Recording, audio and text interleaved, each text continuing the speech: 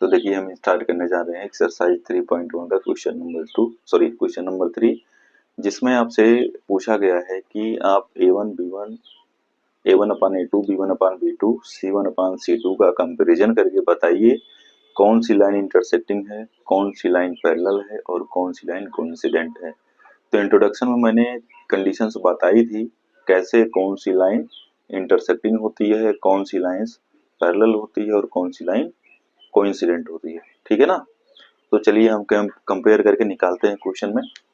तो सबसे पहले देखिए कह रहा है कि on comparing the ratios A1 upon A2, B1 upon B2 and C1 upon C2 find out whether the lines are intersecting parallel and coincident.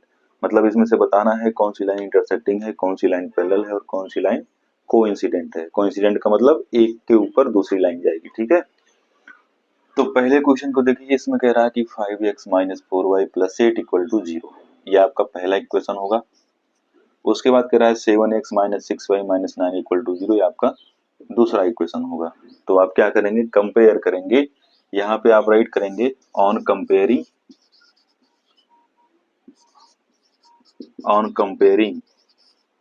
A1 upon A2।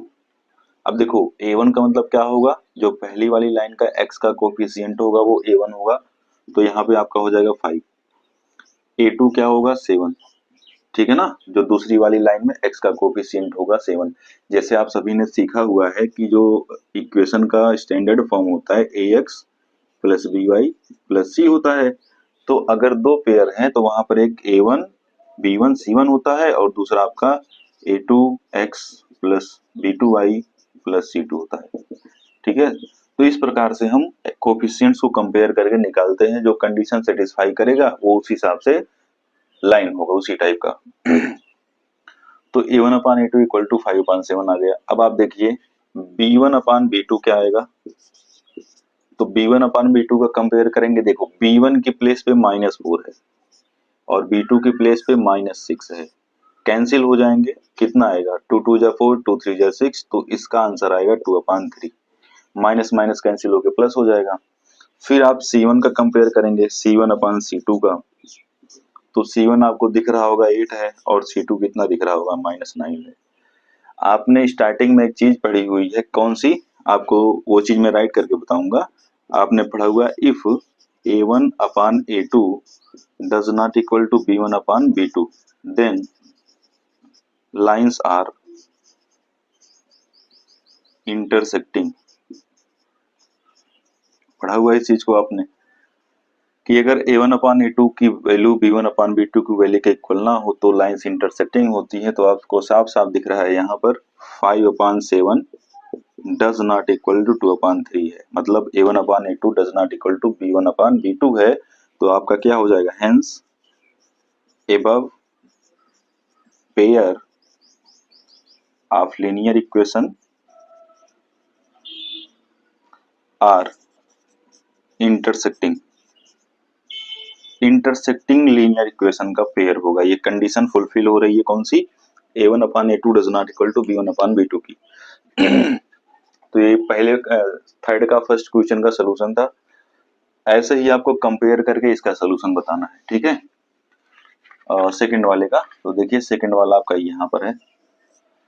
यहां से कंपेयर करेंगे आप on comparing A1 upon A2, तो आपको क्या मिलेगा, आप right कर सकते हो A1 upon A2 equal to 9 अपान 18 मिलेगा। सॉल्व कर देंगे तो 1 अपान 2 आ जाएगा। A1 अपान A2 की वैल्यू 1 अपान 2 आ गई। ऐसे इसको भी निकाल लो आप, B1 अपान B2। तो B1 की प्लेस पे 3 है और B2 की प्लेस पे 6 है। सॉल्व करेंगे कितना मिलेगा, यहाँ पर भी हमें मिल रहा है 1 अपान 2। इसको देखिए C1 अपान C2 को, तो C1 की प्लेस पे 12 है और C2 की प्लेस पे 24 है। तो इसको जब आप सॉल्व करोगे तो कितना आएगा, यहाँ पर भी 1 अपान 2 आ जाएगा। तो आपको दिख रहा होगा 1 अपान 2 A1 अपान A2 की वैल्यू है, 1 अपान 2 B1 अपान B2 की वैल्यू है, 1 अपान 2 ही C1 अपान C2 की वैल्यू है। तो यहाँ पे आप राइट करेंगे here A1 upon A2 equal to B1 upon B2 equal to C1 upon C2। Hence lines are coincident, है ना। ये कंडीशन होती है कोइंसिडेंट की, तो आप लाइन राइट कर देंगे हेंस लाइंस आर कोइंसिडेंट। तो इस प्रकार से आपका स्टेटमेंट हो जाएगा। ऐसे ही थर्ड वाले में कंपेयर कर लो, थर्ड वाले का आंसर आएगा। तो यहां पर भी कंपेयर करोगे, आप राइट करेंगे on comparing A1 upon A2 क्या मिलेगा। देखो A1 की प्लेस पे 6 है, A2 की प्लेस पे 2 है, कैंसिल करेंगे तो 3 मिल जाएगा। ठीक। B1 अपान B2 की प्लेस पे क्या मिलेगा, तो B1 की प्लेस पे -3 है, B2 की प्लेस पे -1 है, ये कैंसिल होगा, माइनस माइनस कैंसिल होगा, 3 आ जाएगा। C1 अपान C2 क्या होगा, C1 की प्लेस पे 10 है, C2 की प्लेस पे 9 है, तो यहाँ पे 10 अपान 9 ही मिलेगा। अब आपको यहाँ पर दिख रहा होगा, एक कंडीशन दिख रही है, कौन सी, आप जानते हो, if A1 upon A2 equal to B1 upon B2 does not equal to C1 upon C2। तो यहाँ पे C1 अपान C2 इक्वल नहीं है, बाकी दोनों चीज आपस में इक्वल है, तो ये लाइन कैसी हो जाएगी, ये लाइन हो जाएगी पैरेलल। तो आप राइट करेंगे गिवन लाइंस आर पैरेलल। ठीक है ना। तो इस प्रकार से आपका सोल्यूशन होगा थर्ड का। जो क्वेश्चन था एक्सरसाइज 3.1 का, जो थर्ड क्वेश्चन था उसको हमने सॉल्व किया है, तो इसको देख सकते हैं आप।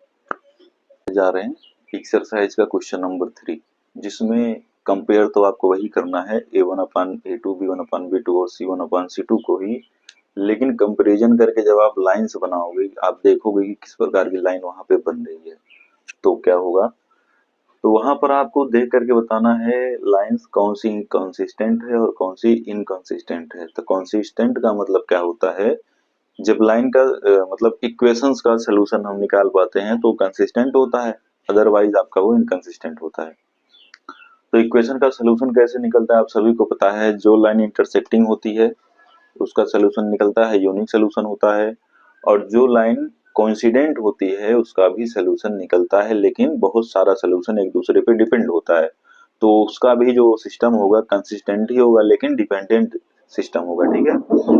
उसके बाद जो लाइन पैरेलल होगी उसका कोई भी सोल्यूशन नहीं होगा, आप सभी लोग इस चीज को जानते हो। तो जिस लाइन का, जिस इक्वेशन का कोई सोल्यूशन नहीं होगा वो कंसिस्टेंट नहीं होगा, इनकंसिस्टेंट होगा, इस चीज को आप ध्यान में रखिए। तो सबसे पहले हम कंपेयर करके कंडीशन चेक करते हैं क्वेश्चन में किसका किस प्रकार की लाइन बन रही है किस क्वेश्चन की। ठीक है। तो देखिए यहाँ पे आप जब कंपेयर करेंगे आप राइट कर लेंगे ऑन कंपेयरिंग। कंपेयर करेंगे क्या, A1 अपान A2। यहाँ पर आपको दिख रहा होगा A1 की प्लेस पे 3 है, A2 की प्लेस पे 2 है। फिर यहाँ से आप कंपेयर करेंगे B1 अपान B2। तो B1 की प्लेस पे 2 है, B2 के प्लेस पे -3 है। तो यहाँ से आपको दिख रहा होगा कि A1 upon A2 B1 upon B2 के इक्वल नहीं है, C1 अपान C2 को नहीं चेक करना है यहाँ पे।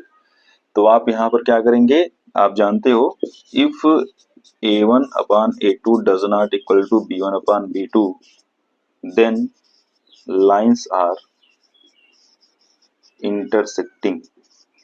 और जब इंटरसेक्टिंग होती हैं तो उनका सोल्यूशन होता है ना।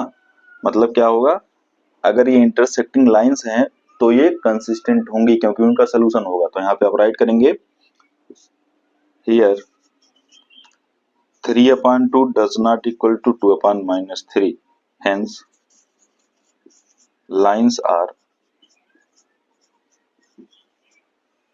कंसिस्टेंट। ठीक है, सिस्टम इनका जो होगा कंसिस्टेंट होगा। ठीक। ऐसे ही आप दूसरे का कंपेयर करिए, सेकंड वाले क्वेश्चन को सॉल्व करिए। तो आप कंपेयर करेंगे जब इसको, तो A1 upon A2 equal to आपको मिलेगा 2 अपान 4। सॉल्व करेंगे तो 1 अपान 2 आएगा। ऐसे कंपेयर करेंगे B1 अपान B2 तो आएगा आपका -3 अपान -6। इसको सॉल्व करेंगे तो यहाँ पर भी 1 अपान 2 ही आएगा। और यहाँ पर 8 अपान 9 आएगा, C1 अपान C2 जो है 8 अपान 9 होगा। तो इसको सॉल्व करेंगे, सॉल्व क्या करना है, तो कटेगा ही नहीं, को प्राइम नंबर्स हैं। तो कुल मिलाकर के आपको दिख रहा होगा, यहाँ पर आप राइट करेंगे since A1 upon A2 equal to B1 upon B2 does not equal to C1 upon C2। और ये किस लाइन की कंडीशन होती है, ये पैरेलल लाइन की कंडीशन होती है। तो जब पैरेलल लाइन होती है तो उनका सोल्यूशन कोई नहीं होता, तो आप क्या यहाँ पे राइट कर देंगे देयरफॉर लाइंस आर इनकंसिस्टेंट। ठीक है। तो जो लाइंस होगी वो इनकंसिस्टेंट हो जाएगी, क्योंकि इनका कोई सोल्यूशन नहीं होगा, पैरेलल लाइंस होंगी।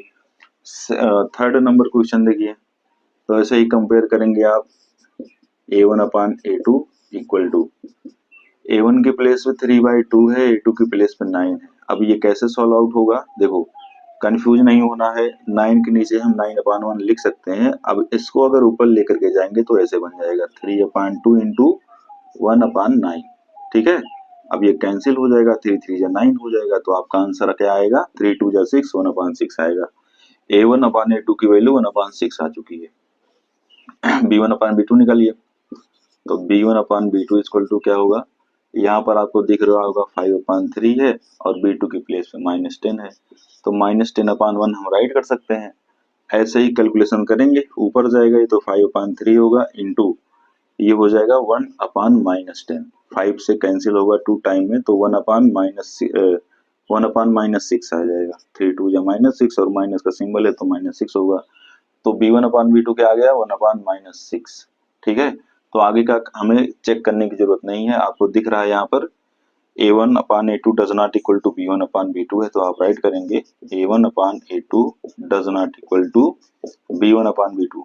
तो ये लाइंस का जो सिस्टम होगा वो कंसिस्टेंट होगा, तो आप राइट कर दीजिएगा सीधे, लाइंस आर कंसिस्टेंट। और कुछ नहीं करना, बस आपको देखना है किस लाइन का सोल्यूशन निकल रहा है। जिसका सोल्यूशन आएगा, और सोल्यूशन किसका आता है आपको पता है, पर इंटरसेक्टिंग का आता है और कोइंसिडेंट लाइन का सोल्यूशन आता है, तो दोनों कंसिस्टेंट सिस्टम में होते हैं। फोर्थ नंबर क्वेश्चन देख लीजिए, ऐसे ही सेम टाइप से इसको भी सॉल्व करना है। a1/a2 इक्वल टू 5/-10 होगा, सॉल्व आउट करेंगे इसको तो 1/-2 आ जाएगा। b1/b2 को कंपेयर करिए तो -3/6 होगा, इसको भी सॉल्व आउट करेंगे, -1/2 आएगा, तो चाहे -1/2 का हो चाहे 1/-2 का हो, एक ही बात है। यहाँ पर c1/c2 करेंगे तो 11/-22 मिलेगा, इसको सॉल्व आउट करेंगे तो इसका भी -1/2 आएगा। तो यहाँ पे आपको दिख रहा होगा तीनों की वैल्यू सेम है, तो आप राइट करेंगे a1/a2 equal to b1/b2 equal to c1/c2।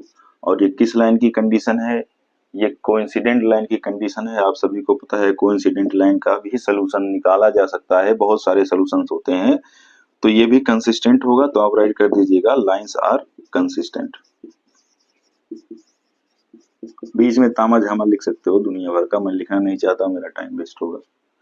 Fifth number question देखिए, इसको भी उसी प्रकार कंपेयर करेंगे। a1/a2 की वैल्यू आपको दिख जाएगी 4/3/2 करेंगे, 2/1 करेंगे, इसको कैलकुलेट कर दीजिए, तो 4/3 इंटू 1/2 हो जाएगा, कैंसिल करेंगे तो इसकी वैल्यू आ जाएगी 2/3, ठीक है। b1/b2 देखिए क्या आएगा भैया, इसका भी 2/3 ही आएगा। c1/c2 देख लीजिए, ये 8/12 है, सॉरी c1/c2 का कंपेयर जो है, हाँ ठीक है, इसको इधर लेकर के अगर आप आओगे तो ये हो जाएगा -8/-12, इसको कैंसिल करोगे तो 4 से कैंसिल करेंगे, 4 2 जा 8, 4 3 जा 12, तो यहाँ पर भी 2/3 आ गया, यहाँ पर भी आपको दिख गया 2/3, 2/3 और 2/3। तो ये जो तीनों लाइन्स है कैसी लाइन्स हो जाएंगी, कोइंसिडेंट लाइन, सॉरी, ये जो तीनों वैल्यूज है वो सेम हो जाएंगी, तो ये जो लाइन दी गई है, जो इक्वेशन दिया गया है लीनियर पेयर का, वो ग्राफिकली कोइंसिडेंट लाइन बनाएगा, और जिसका कोइंसिडेंट लाइन बनता है इनफाइनाइटली मेनी सोल्यूशन होता है, उसके हिसाब से ये सिस्टम क्या होगा, इसका भी कंसिस्टेंट हो जाएगा, ठीक। तो बहुत इंपॉर्टेंट चीज है कंसिस्टेंट और इनकंसिस्टेंट, निकालने का तरीका वही है, बस आप यही जानते रहो, जब लाइन का सोल्यूशन निकलेगा तो सिस्टम कंसिस्टेंट होगा, और जब लाइन का सोल्यूशन नहीं निकलेगा तो सिस्टम इनकंसिस्टेंट होगा। तो ये था क्वेश्चन नंबर 3 का सोल्यूशन।